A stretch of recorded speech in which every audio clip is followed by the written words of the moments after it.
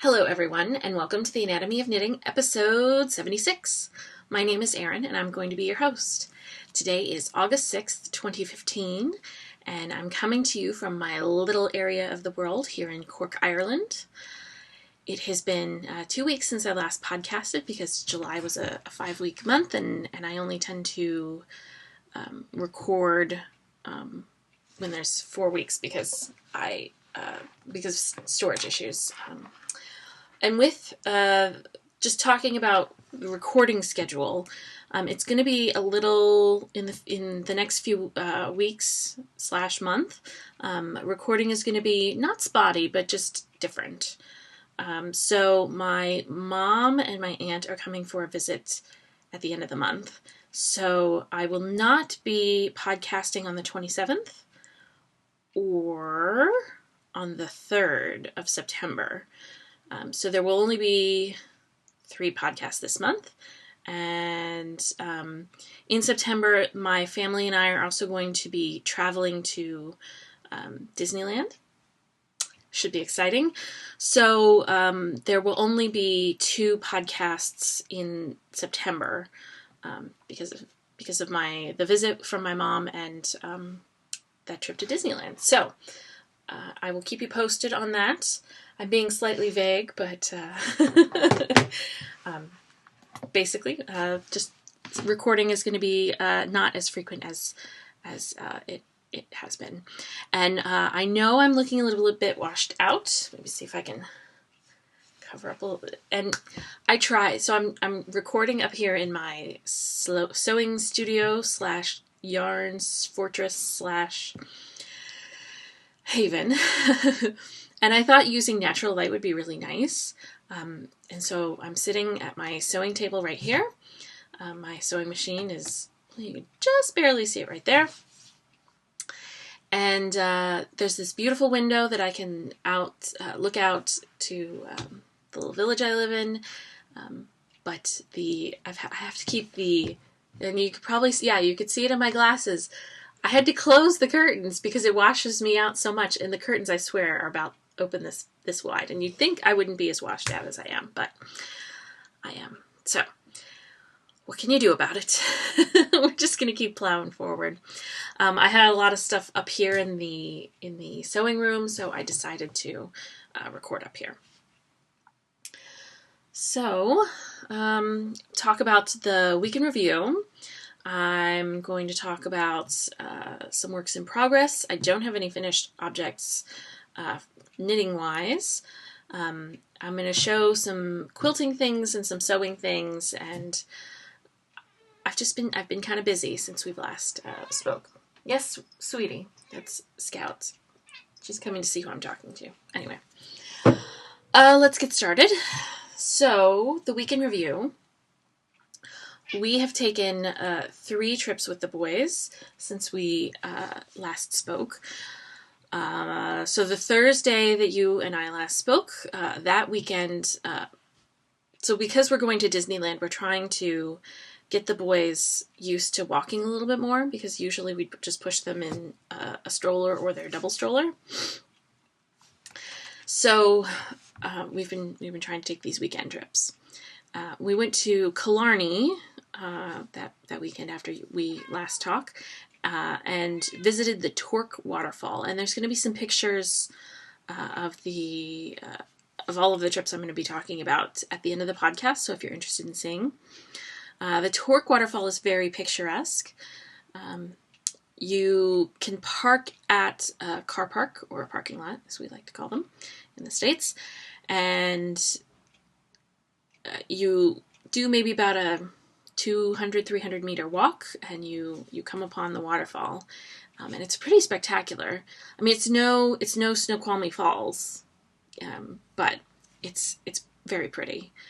And then so you're looking at the waterfall, and then right behind you there's like this staircase, and I don't know exactly where the staircase goes. We did go up it because the boys were very insistent that we go up the stairs. And we must have gained 300, 400, maybe even 500 meters in elevation. That sounds like a lot, though. I would say that we climbed maybe 5 or 6 flights of stairs worth, which I guess you would say would be like 100 or 500 or 600 feet of elevation. And they were just having a blast. We actually,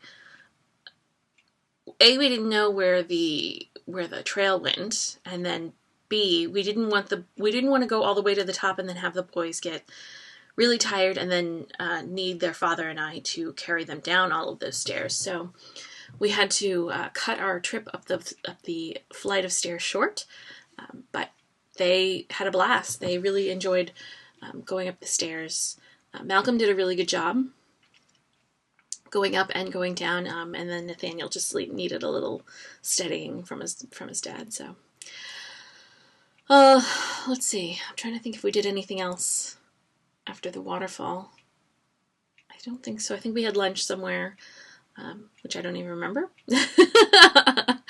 And then this past weekend, we did 2 trips because it was a bank holiday weekend, and basically a bank holiday weekend is a 3-day weekend for my husband.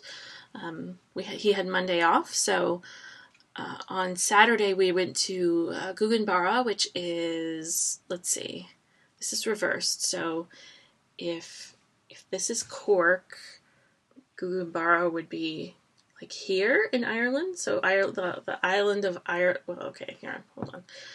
Island. I can't do it, but it's reversed. I can't draw it reversed, but Guggenbara is, I think, west and maybe a little south of us, but I know it's definitely west of us. It is. There's this nice big lake, and there's a church on an island in the middle of the lake. The island. It says it's an island, but it's connected to the mainland, so I guess it's more of a peninsula. There's a church there, and then we went to the National Forest Park that was, I don't know, maybe about a 10-minute drive from that church on the island. And we ended up taking a walk there. Apparently, the River Lee originates here at that forest park, and so we were walking along the stream, I will call it. It was never really a river at the point that we saw it. It was more like a stream. And again, there's going to be pictures at the end and some video of the boys. And they had a lot of fun. There were a lot of flies and like those no-see-um bugs that would bite you. So that was a little unpleasant. We weren't exactly prepared for that. What else? Yeah, and we took a fairly long walk, about an hour walk or / hike, and that was fun. And it was pretty dead. We only saw one other group of people while we were doing our hike, so that was fun. The only downside about that is the next day my husband found a tick on Malcolm. At least we assume it was a tick. It was very, very small. It was smaller than the head of a pin. But it was latched on pretty well. He managed to get it off, and so now we're on Lyme disease watch, because that's the big complication of tick bites.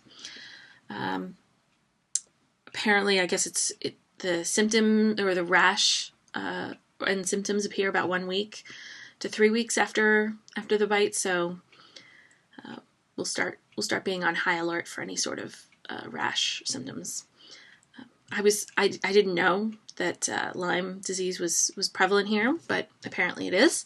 So you learn something new every day. He'll probably be fine. I've been bit by a tick, and I've been fine. So we're not worrying about things until there's something to worry about. And the next day, was it the next day? No, it was Monday, I think. Was it Monday that we did this? Yeah. It was Monday that we took a trip to Cove. And Cove is spelled C-O-B-H, but it's pronounced like Cove, C-O-V-E. It is a port for some cruise ships. Apparently, it was the last port of call for the Titanic before the Titanic went on its voyage. And so now big cruise ships come, and people excuse me, people come and see Cove and Cork and all that we have to see here. So we ended up driving into Cork City and taking the train to Cove. It's about a half-hour train ride, maybe a little less. And this was the boys' first time on a real train. They've been on some narrow gauge and some miniature trains, but nothing like this. So that was fun for them. And then we got to Cove and they saw the big cruise ship and they were like, "Whoa, big cruise ship!" And then my husband and I had gone there maybe a couple of months ago to have dinner. And we walked around the city before we had dinner. Excuse me. And I had remembered that there was, oh my god, I don't know what's wrong here. Oh, I forgot my tea on the windowsill over there. I need to go grab it. So I had remembered that there was a playground that we could take the boys to. And so we did that. And they played on the playground. And this is the first time we've actually, like, not hovered while I've been on the playground. We've kind of just stood back and let them play. And then intervened when it was necessary. There were a few times where the boys were pushing some other kids. Most of the time it was, like, much bigger kids, like 4 or 5-year-olds. So, like, I knew that those older kids kind of handled the situation. And at one point, this Malcolm was trying to push his way through, because there was a small slide, and a bigger kid was at the top of the slide, and Malcolm was trying to push him out of the way so he could go down the slide first. And the little boy was like, "You have to wait your turn. It's not your turn. You have to wait your turn. It's not your turn." And then finally Malcolm got the hint, and they both ended up sliding down the slide, and then they befriended each other. And the older boy was, like, pointing out the cruise ship to Malcolm and telling him all sorts of things. And it was really nice. Like, it was nice to know that I didn't have to intervene, that the situation was handled pretty well by at least the older kid, not really by Malcolm, but he's got to learn, and I can't hover 24/7 as much as I want to. So those have been the exciting adventures. We will have pictures and video at the end of the podcast that you can see about all those. So I'm going to stop here to grab my tea so I don't do any more yawning, and then we'll do works in progress when we get back. Okay, so now that I have my tea, I have my berries, which is produced here in Cork, we can get involved into the knitting part. So, a couple of works in progress.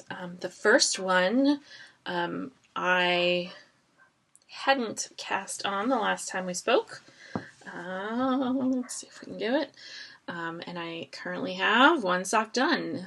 This is the Knitted Wit sock yarn. I should have the label here. Here we are. Knitted Wit, Fine Treasures from a Sassy Girl. This is her Victory sock, which is 80% superwash merino, 20% nylon. It is 420 yards. And it is the Felicia Cakes colorway. And you can see that her website is knittedwit.com. So I have been really enjoying this color, or the colorway. It's got these fun, like, highlighter yellow splashes and blue splashes and pink and some orange. And it's just really fun. It reminds me of a highlighter. And then there's a lot of undyed, which you can see. So here is sock number 1. Whoa, that is way blown out. And I am currently on sock number 2. This is the ball of yarn that I have. There we go. And I'm doing my usual 1x1 rib, about an inch and a half, stockinette cuff, and I've got this slip stitch heel. There's the inside of the heel. I always love the texture on the inside of that slip stitch heel. And then I'm currently working on the gusset. So that's exciting. These are just flying off the needles. I don't remember exactly when I cast these on. Let me see if I put that in my Ravelry project page. Notebook. I did not apparently start a project page for this in my Ravelry page. Oh well. Yeah, so not much to say. It's just a fun stockinette. It goes super fast, and I anticipate that I'll have these done by next week. I really need to see if I can. See, now it just looks grainy. There, maybe that's a little better. Yeah, that's a little better. You see that it's now like open that much. I can't believe I have to keep it that dark. Anyway, I wonder if turning on that lamp will help. Maybe a little bit. Yeah, I think so. Okay, so that's the pair of socks that I have. I usually always have a pair of socks on the needles. And another bonus thing about being up here, oh yes, that's much better, is that I can show you socks on the sock blockers because they live up here. And these are some Fiber Trend sock blockers that I got at one of the knitting stores back in Seattle. So that's that. The next thing I have on the needles was something I sort of talked about when we last spoke. It was going to be my next project that I was getting excited about. You'll remember I had these two skeins of Coolry, which is exquisite hand-dyed yarns, hand-dyed in Wexford, Ireland. I purchased this in Dublin. This is 50-50 merino and silk and a fingering weight. There's the website. And it's in two colorways. Here's the midnight blue, which I cannot apparently get an accurate color of. That's sort of accurate. And then here is the yellow colorway. You'll notice that the sizes of the balls are a little different because I have been working on a new shawl pattern. Sorry for the clanking of the needles. This is going to grow up to be Life on Sundays, which is a Vera Valimaki pattern. It is this garter. It's all in garter. And so you do the solid of color 1. So I did it in the sunshine colorway, and then it's going to have these stripes that are made in slip stitches that you kind of cable down the shawl, and they're just going to be like all kind of going down to the point, those little slip stitches. So I've just done all of the garter triangle that I needed to do, and then I've just done one back and forth row of the blue, of the midnight blue. So it feels so good to have on my neck here. Yeah, so that's pretty accurate. That is very accurate right there, the two colors together. I am excited about how this is going to turn out, although it's, I can kind of feel like it's going to be a slog because every other row you have to do, where these slip stitches are, you have to kind of do a cable. You have to shift it over one stitch so you can get that slip stitch that's going to be angling towards the center spine. So, what are you going to do? I'll just slog through it. It's pretty. It's going to have the stripes for so many stripes, and then you do a band at the bottom with the second color. And I was kind of going back and forth which one I should do, the color, like how I should arrange the colors, if I should have the yellow on top or the blue on top. And a lot of the Life on Sundays that I saw were, it looked better when the lighter color was on top versus the bottom, or to me, it looked better. Your mileage may vary. You may like the other way better. So that's currently in progress. And I anticipate that it's going to be a little more slow going now that I've gotten that garter, because the garter part is easy to do. It's just very mindless. You have to remember which side that you're increasing on, and then it's just garter. So that is all the knitting that I have. I do have a large amount of sewing to talk about, so I'm going to get some of this out of the way so I can talk about those. I have been trying some garment sewing. This is McCall's M6696. I am doing version B right there, which has the so it's a shirt dress with short sleeves and a relatively full skirt. And I have, and I think I spoke about this previously. I'm sewing this. This is cotton voile that is by Cotton and Steel. That's the brand. Yeah, the brand. This is Rashida Coleman Hale designed this fabric, and I believe it's out of her Moonlit collection. So this is the t-shirt dress. It requires a fair bit of hand sewing. The first bit of hand sewing I didn't do because I made so it's got the yoke. This is the back that you're looking at. It's got the yoke here, and you see there's the non-reverse side. So you have these two pieces of yoke, and then you kind of sandwich things together. And the way you're supposed to do it, you're supposed to hand sew it closed, but I found a way to do this like a burrito. And so I did it that way, so I wouldn't have to hand sew, because I hate hand sewing.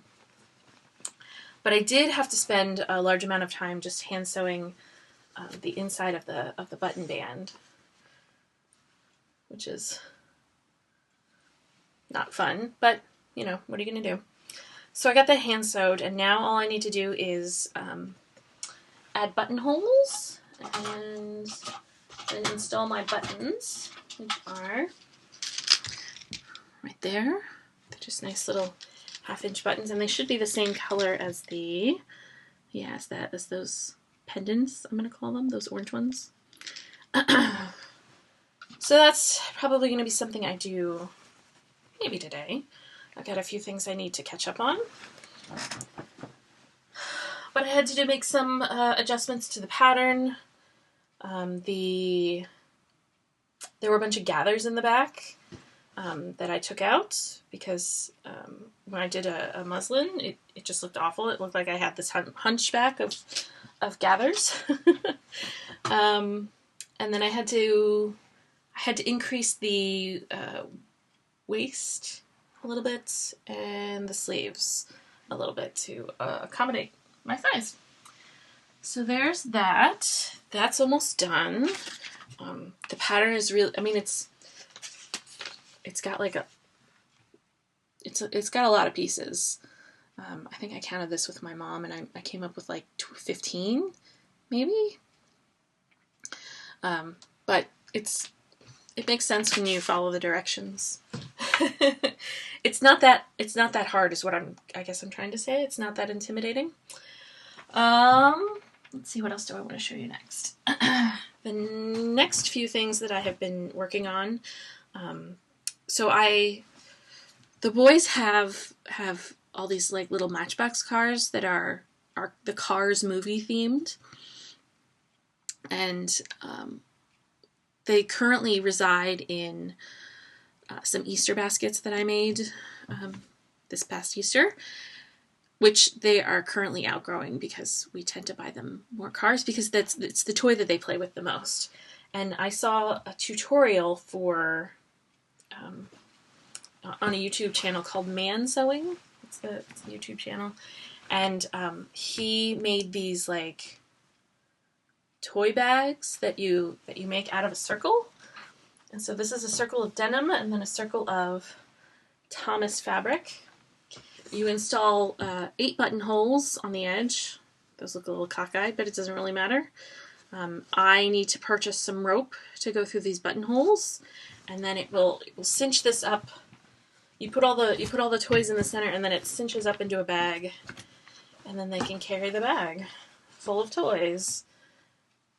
So there's one that I have made with that Thomas fabric, because they have some Thomas trains that they play with too.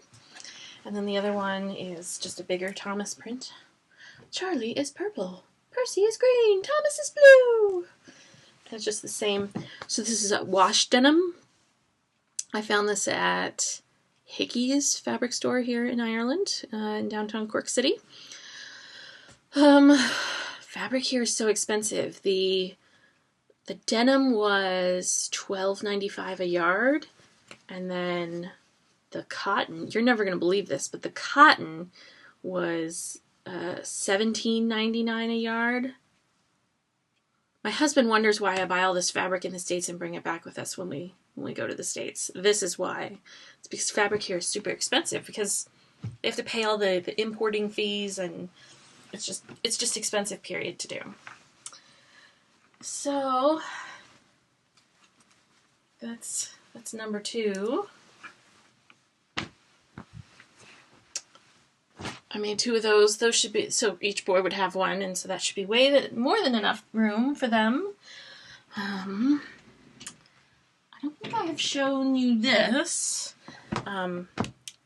My piece de resistance that I want to make is as a quilt is called the Aviatrix medallion, and I set out this year to make quilts and stuff that went beyond rectangles and squares, because that's what I had been doing a lot of. So remember, the night sky quilt had diamonds and triangles, and then this was and I made that quilt to get ready for this quilt that I'm going to show you. So this is the center. So the Aviatrix medallion is a medallion quilt. So it has like this special center, and then border upon border upon border upon border, and it just gets bigger. So I've done the center portion, and then I've done 2 borders now. So I don't know if I've shown you this, but this is my Aviatrix medallion. You can see in the center that those they're birds made out of those diamonds. There's a green and yellow bird, a blue bird, an orange bird, and a purple bird. And then there's a half square triangle border here, and then there's just, I'll say like an abstract-y kind of border after that. So I'm in the process of making that. The next border I'm going to do is an X plus border. And then, what's after that? And then I think there's a log cabin one, and then there's a butterfly one. So I'm really pleased with the points of my, I guess this is considered a Lone Star. I'm really pleased with the points. I did a few of them over again. My center is a little off, but I'm not gonna worry about that. So this is in hibernation while I do a few other things. I got that far, I guess, in the end of June, and then decided to hit the pause button on that because I had a few more things I had to do. One of them is the tote bag swap for the Modern Quilters Ireland group. So I made this. This is Noodlehead is the designer, and this is her poolside tote. It's supposed to be enough to put in like a couple of pool towels and maybe like a swimsuit, and basically anything you need at the pool. I changed it a little bit, a couple of ways. One, I added this patchwork panel here. This is a paper pieced circle of geese, and I kind of did my own version of a color wheel. It's got a pocket here, a zippered pocket. So you can see that it's got the lining fabric in there. And the pattern only calls for one pocket, but I'm an overachiever, so I did 2. So it looks the same from each side. And same thing, zippered pockets for all sorts of good stuff. And then it's just really roomy on the inside. And so I made this for the Modern Quilters Ireland. We were supposed to do tote bags for a swap, and this is a tote bag this is a pattern that my partner had in her inspiration board. And I had it on my Pinterest board as well, so I figured I'll kill two birds with one stone and make it, because I want to make it for myself. So I made it for her, and then because I liked it, I'll probably make one for me. We're also supposed to throw in a little extra gift, and so I made a goody binding kit. This is fabric from Cotton and Steel. I don't remember which collection that is, that outside fabric, and then it's just a Kona cotton as the border, and then it's supposed to be a binding kit. So you've got a pocket here to put stuff in. There's a strawberry for scissors. This is a little felt pad so you put needles in, and then this is so you can put some thread on. And then there's a zippered pocket here for like binding clips, like Wonder Clips. And then it just all kind of folds back up on itself. So I need to fill that up with a few things, and the shipping date for that is in August? No, in the first week of September. So I am in excellent form for that. I won't be late. And then I guess I can show you a couple of the things I've been working on for the IPS. I told you that this was the Bear Paw quilt block for the block of the month that I designed. And then the other one is the half rectangle star pattern. I saw a picture of this on Pinterest and then drafted it to be a 12.5 inch block. If you're interested in quilting, I created a video tutorial for the half rectangle triangle. It's on YouTube. Look for the Southern branch of the Irish Patchwork Society channel, and it'll be there. Or maybe the half rectangle star. You could probably search for that too. What else? The materials with the step-by-step directions is uploaded onto the site, because we take off the month of July and August. So the blocks for those 2 months were put on the website, which is ipscork.com, and it's under the Block of the Month tab. Let's see. So if you're interested in checking those out and downloading those and making those, feel free. I'm trying to think. I thought that there was more. I'm only 20 minutes in. How could I have shown you everything?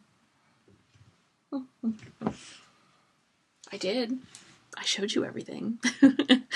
So I guess I will let you go. I shall have more next week. And again, the recording schedule is going to be a little different this month and next month. So just be on the lookout for that. And I will say goodbye and enjoy the pictures and stuff that follows the podcast. And I hope you have a good week, and I'll see you next time. Bye.